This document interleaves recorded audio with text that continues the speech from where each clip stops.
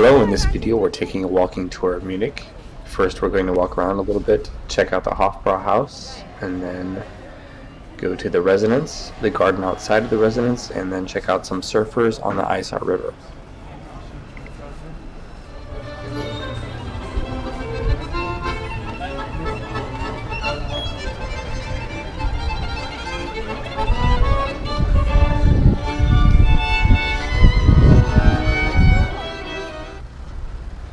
One thing you'll notice in Munich is that a lot of the buildings have a very classic, older look to them.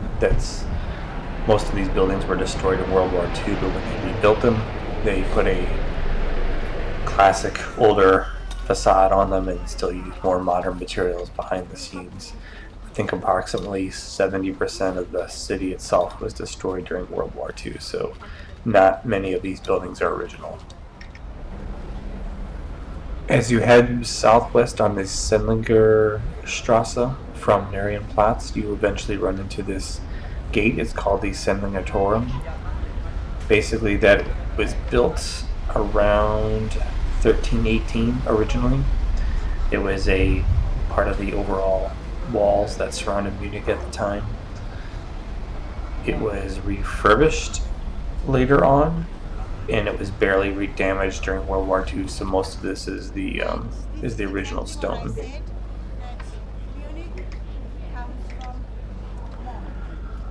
After walking around, we started our official tour with our tour guide Tina. Here she's explaining what this picture above the gate means. The man holding the black and gold flag represents Munich, and the blue and white represents Bavaria.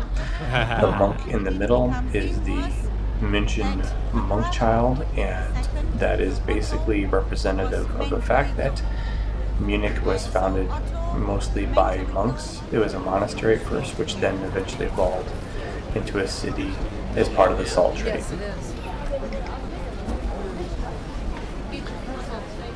Next we went east out of the Marienplatz, and we walked by the Altes Rathaus, which means Old City Hall. Ironically, it was completely destroyed in World War II and is much newer than the new City Hall that we've seen in other videos. It is now, I believe, a toy museum, but it's a pretty cool building.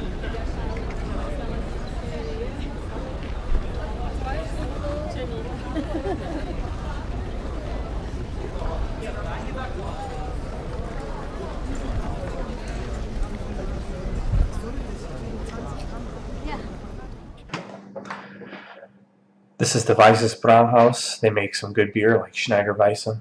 I did not get a chance to go in while we were here, but I've definitely had the beer before, and it's tasty. Up next, Tina took us to the famous Hofbrau Haus, which is a very old brewery built in Munich by one of the kings of Bavaria. It's also the place where Hitler outlined his stupid party plan in 1921. In one of the, I think, the second floor.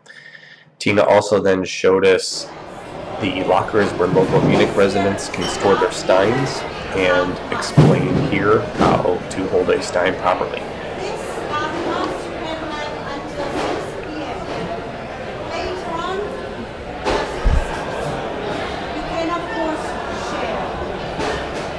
Now, very often when I see people, foreigners, like this. Don't do it. It's heavy. You can try it. Just here. Do it like this. Much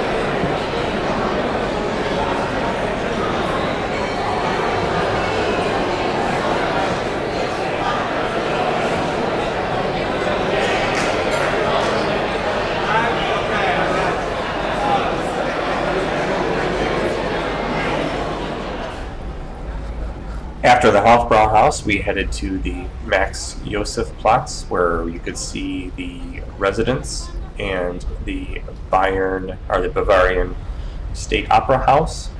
Basically, that's on the right-hand side of the statue, and the left-hand side is the Residenz.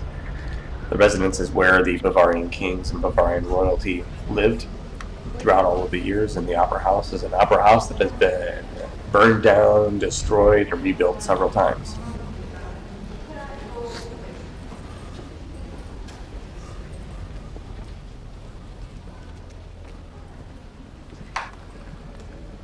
So unfortunately, we did not get to go inside of the Residenz, but we did see a few of the courtyards, as you can see in these next few clips. The buildings are not, they look like stone, but they're not real stone. It's been painted. This isn't because of frugality or damage or anything like that. It was actually a style that was very popular at the time that the Residenz was built.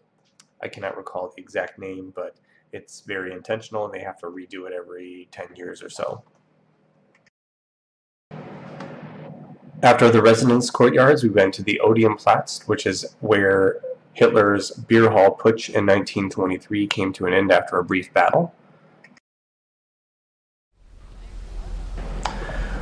Up next, we continued to head north through some of these little courtyards into the Hofgarten, which is a Baroque garden, which basically means that everything is very symmetrical and the same upon all sides.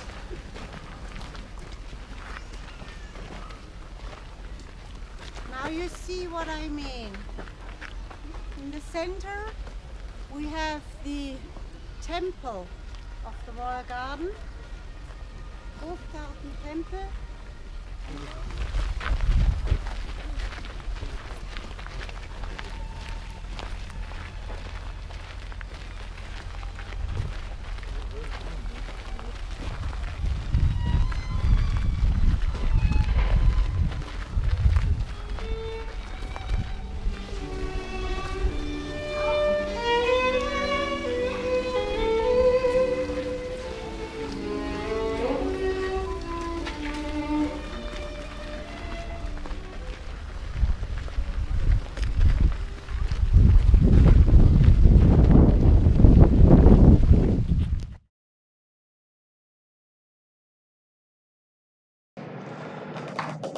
On the eastern side of this little park, our garden, there is the Bavarian State Chancellery.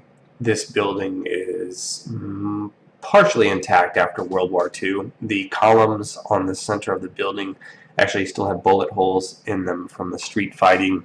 There's also a few walls that are original on the side, which are to serve as a reminder to the citizens about the destructive nature of war.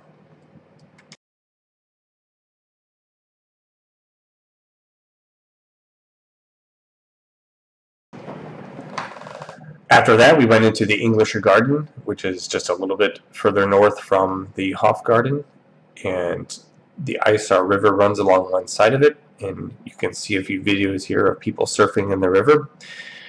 That's all for this video. I thank you for watching. See you later.